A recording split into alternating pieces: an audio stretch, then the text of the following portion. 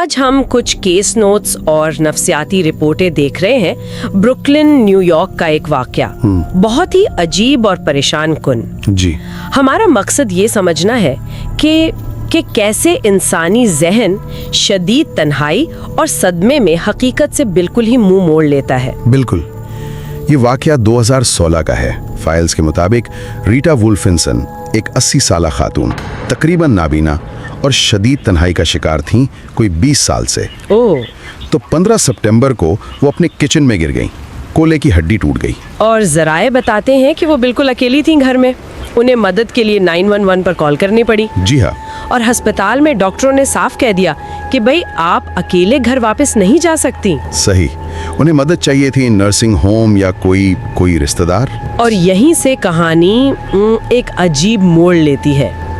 रीटा का ये मानना था कि उनका बेटा लुइस उन्हें 20 साल पहले छोड़कर चला गया था। जी।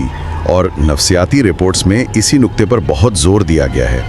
ये ख्याल कि बेटे ने छोड़ दिया, शायद यही उनकी शदीद तन्हाई की वजह बना।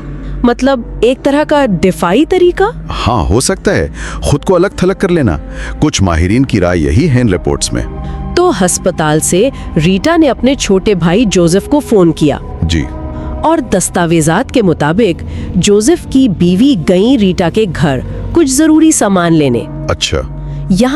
यहाँ घर के अंदर जो मंजर था वो बहुत ही हौलनाक बयान किया गया है। जी हाँ, रिपोर्ट्स में लिखा है कि दरवाजा खोलते ही जोसेफ की बीवी को एक नाकाबिले बर्दाश्त बू आई। ओह। और जब उसने पहला बेडरूम खोला तो अंदर जो देखा वो चीखती हुई बाहर भागी। चीखती हुई? जी बिल्कुल। बाहर आकर फौरन 911 मिलाया।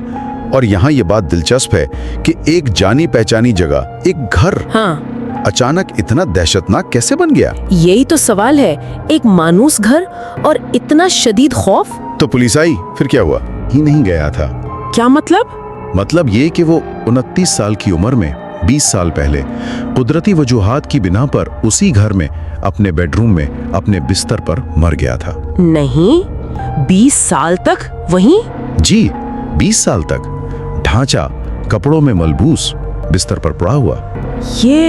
ये कैसे मुमकिन है?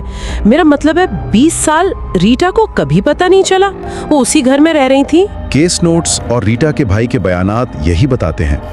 रीटा ने कभी उस कमरे का दरवाजा खोलकर देखा ही नहीं, कभी नहीं। कभी नहीं? उन्होंने खुद को पूरी तरह यकीन दिला दिया था कि बेटा जा चुका है, उसे छोड़कर चला गया है। ये इनकार की, डिनायल की एक इंतहाई मिसाल है। यानी उन्होंने हकीकत को इतना मसख कर दिया अपने जहन में? बिल्कुल।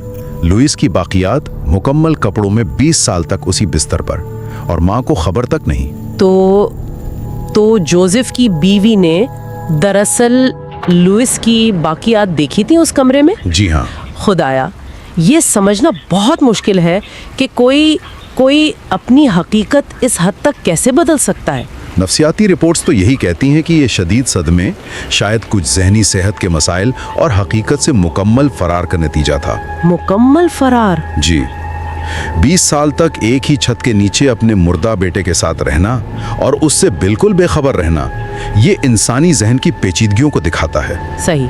और ये भी कि खुद को बचाने के लिए जहन क्या क्या इंतहाई कदम उठा सकता है। उन जराए में इस पर काफी तफसील है। तो उन जराए का जायजा हमें दिखाता है एक माँ की कहानी जो 2 दहाइयों तक सिर्फ बेटे के जाने के गम में नहीं रही, जी, बल्कि लाइल्मी में उसकी बाकियात के साथ जीती रही। हाँ। ये तन्हाई, इनकार और इंसानी नफ्सियात के तारीक पहलुओं की एक लर्ज़खेज़ मिसाल है। बिल्कुल। और ये केस हमें सोचने पर मजबूर करता है कि हकीकत कितनी बदल सकती है हमारे लिए। हमारा जहन हमें कैसे कैसे नाकाबिले यकीन वहमों में डाल सकता है, खास तौर पर जब शदीद जज्बाती तकलीफ हो। जी हाँ। बंद दरवाजों के पीछे क्या राज छुपे हो सकते हैं, इसका अंदाजा लगाना भी वाकई मुश्किल है। आज के लिए इन जराए से यही अहम बातें सामने आई। अगली बार फिर मिलेंगे किसी नई तहकीक या रिपोर्ट के गहरे तज्जिये के साथ। जरूर।